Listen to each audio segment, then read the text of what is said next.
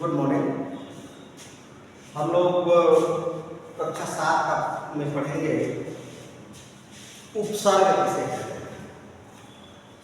तो वे शब्द जो शब्द के पहले जुड़कर अर्थ में परिवर्तन करते हैं उसे हम उपसर्ग कहते हैं। जैसे हम यहाँ लिख रहे हैं हार,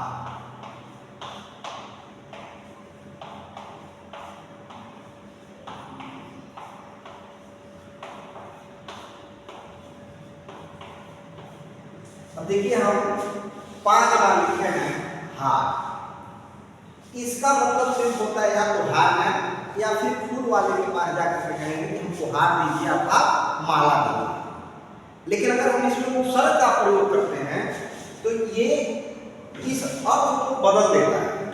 जैसे अगर हम यहाँ लिखते हैं बी उपसर्ग का प्रयोग करते हैं तो विहार, विहार का मतलब होता है घूमना, और कुछ लोग बिहार का प्रयोग करते हैं। बिहार हमारे देश में राज्य का नाम है बिहार। अब फिर यहाँ है अ उपसर्ग का प्रयोग करिए, ये क्या हो गया आहार, आहार मतलब भोजन। और फिर अगर हम यहाँ प्र का प्रयोग करते हैं तो प्रहार, प्रहार मीन्स मारना। अगर हम इस हार में उप शब्द का प्रयोग करें, उप उपसर्ग का प्रयोग करें तो उपहार अर्थात एक अंग्रेजी में क्या कहते हैं गिफ्ट। जो हम किसी को कोई चीज देते हैं उसे हम उपहार कहते हैं। फिर यहाँ एक हार शब्द लिखा हुआ है, अगर हम इसमें कुम शब्द का प्रयोग कर दें, कुम्हार, कुम्हार का मतलब ये होता है एक जात का द्योतक है जो मिट्टी के बर्तन बनाने का काम करती है, उसे क्या कहते हैं कुम्हार। अगर हम और हार शब्द में बनाना चाहें शब्दों को तो और बनाएं। जैसे अगर हम यहाँ लिखते हैं हार और इसमें हम जोड़ देंगे संहार। संहार मतलब किसी को मारना, जो देवता लोग करते थे उसको हम लोग संहार कहते हैं। जो दानवों का मारते थे तो उसको क्या कहते थे संहार कहते थे। तो ये है उपसर्ग, सॉरी उपसर्ग। अब इन उपसर्गों में प्रयोग किए जाने वाले कुछ शब्द हैं। जैसे हमारे कुछ संस्कृत के शब्द, संस्कृत के उपसर्ग हैं, कुछ हिंदी के उपसर्ग हैं, कुछ उर्दू के उपसर्ग हैं। तो अब इसके तहत देखिए, जैसे संस्कृत की उपसर्ग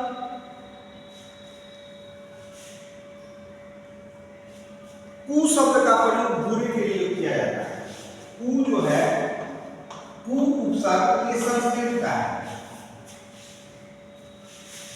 कु का मतलब बुरे शब्द के लिए प्रयोग किया जाता है, जैसे कुचा, कुढ़न, कुरूप।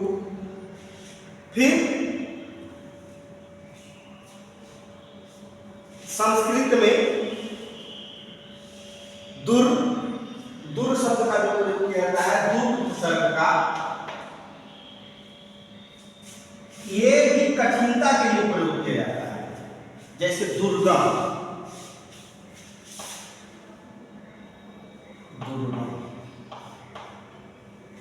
ठीक है। इस कठिनता के लिए दुर उपसर्ग का प्रयोग हम कठिनता के लिए करते हैं। फिर अगर मान लीजिए ये तो संस्कृत के उपसर्ग थे, अब आइए हिंदी के उपसर्ग on, Oudh, knee, on, Oudh, नी, ये हिंदी के उपसर्ग हैं। और हिंदी के उपसर्ग में जब हम प्रयोग करते हैं, अम का मतलब होता है रहित के लिए प्रयोग करते हैं, पर निषेध के लिए प्रयोग करते हैं। जैसे अनपढ़, अनपढ़,